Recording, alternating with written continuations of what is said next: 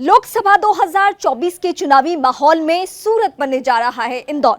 ऐसा मैं इसलिए कह रही हूं क्योंकि सूरत के बाद अब इंदौर भी वो सीट जहां कांग्रेस पार्टी के चेहरे ने पाला बदल लिया है। सूरत में हालांकि माहौल अलग हुआ था, वहां निर्विरोध बीजेपी के नेता चुन लिए गए थे और इसी तरीके से यहां भी स्थिति होने जा रही है क्योंकि आज ही नामांकन वापस लेने की आखिरी तारीख है। अब इतने आनन फानन में क्या कांग्रेस पार्टी के पास कोई प्लान बी है? सवाल का जवाब है ना, ऐसा होने नहीं जा रहा है।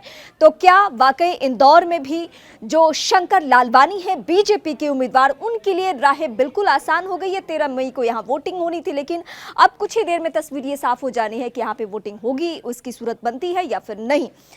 लेकिन अब मैं समीकरण आपको बता दूं, इंदौर वो सीट जिसको मिनी मुंबई कहा जाता है और कैलाश विजयवर्गीय इस ऑपरेशन के लिए लगे हुए थे। मतलब वो कोशिश कर रहे थे कि इस सीट पर जो शंकर लालवानी की भूमिका है उनको हर हाल में जिताना है और उनको जिताने के लिए क्या किया जाए। तो समीकरण ये फिट बैठा कैलाश विजयवर्गीय की वजह से कि वहां पे जो कांग्रेस पार्टी के उम्मीदवार थे सीधे उन्हीं का पाला बदलवा दिया गया और बीजेपी के चुनावी माहौल में उन्होंने ऐसी सेल्फी डाली है जिससे संकेत मिल चुका है कि अब तो वो बीजेपी के हो चुके हैं। कांग्रेस पार्टी हालांकि सूरत सीट को लेकर जब वहां से निर्विरोध सुभाष दलाल जीते थे नीलेश कुंभानी के सामने, तो बहुत सारे सवाल उठाए गए। सवाल ये उठा कि आप लोकतंत्र की हत्या कर रहे हैं, लोकतंत्र में ये नहीं होना चाहिए। जबकि हमने आपको एक रिकॉर्ड भी बाकायदा बताया था कि 1952 यानी पहले लोकसभा चुनाव से लेकर अभी तक सबसे ज्यादा अगर निर्विरोध चेहरे चुने गए हैं तो कांग्रेस पार्टी में ही चुने गए हैं। डिंपल यादव का भी हालांकि नाम है 2012 को लेकर। आज जो घटनाक्रम, सियासी घटनाक्रम, उसको लेकर फिर सवाल उठेंगे और इसके पूरे तरीके से मास्टरमाइंड की भूमिका में कैलाश विजयवर्गीय रहे। मास्टरमाइंड मैं इसलिए कह रही हूँ क्योंकि संगठन के लिहाज से उन्हें कई प्रदेशों का अनुभव है। बीते कुछ साल तक वो पश्चिम बंगाल की भी जिम्मेदारी संभाल चुके हैं।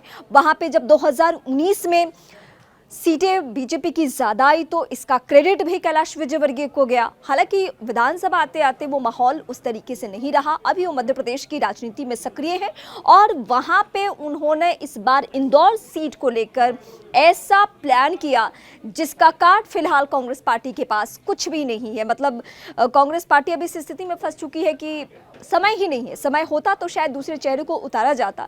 अब जो निर्दलीय है क्या वो भी नामांकन वापस ले लेंगे जैसा सूरत में हुआ था और ये भी दूसरे चेहरे होंगे बीजेपी के जो निर्विरोध चुने जाएंगे?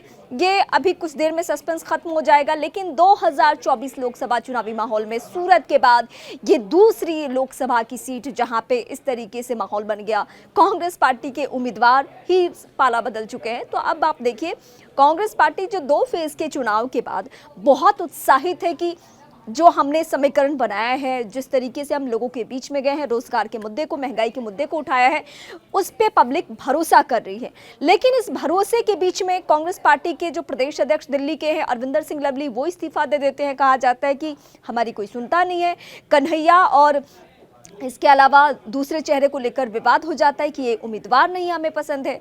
अब इंदौर आते आते ये बात कहां तक पहुंच जाती है? सीधे जो उम्मीदवार जिस पर भरोसा किया गया वही पाला बदलकर बीजेपी में चला जाता। अब ऐसे वक्त में क्या कांग्रेस पार्टी अपने नेताओं को जो एकजुट नहीं रख पा रही है वो प्रधानमंत्री की कुर्सी या सरकार बनाने की कुर्सी तक पहुंच सकती है? ये सवाल सबसे अहम है। अगर आपके जहन में कोई सवाल हो कांग्रेस पार्टी को लेकर या बीजेपी को लेकर, कैलाश विजयवर्गीय को लेकर जिन्होंने ये पाला बदलवाया है, तो आप कमेंट करके बता सकते हैं हमें।